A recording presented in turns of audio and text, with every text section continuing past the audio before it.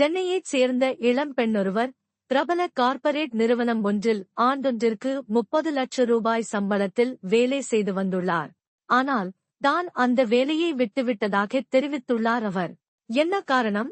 இன்ஸ்டாகிராமில் வெளியிட்டுள்ள ரீல் ஒன்றில் கல்வி கற்று ஒரு நல்ல வேலை கிடைத்து சொந்தமாக ஒரு வீடு கட்டி திருமணமும் செய்து வாழ்ந்து வந்த நிலையிலும் ஏதோ வாழ்க்கையில் மிஸ் ஆவதை உணர்ந்ததாக தெரிவிக்கிறார் அந்த பெண்.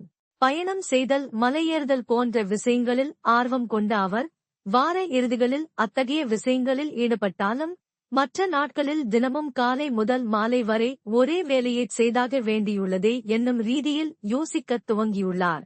ஆகவே தனக்கு பிடித்த வாழ்க்கையை தொடர்வதற்காக தனது முழு நேர வேலையை விட்டுவிட்டதாக தெரிவிக்கும் அவர், 5 ஆண்டுகள் ஆனாலும் வேலை கிடைக்கும், ஆனால் அப்போது இதே இளமையும் சக்தியும் இருக்குமா என கேள்வி எழுப்புகிறார்.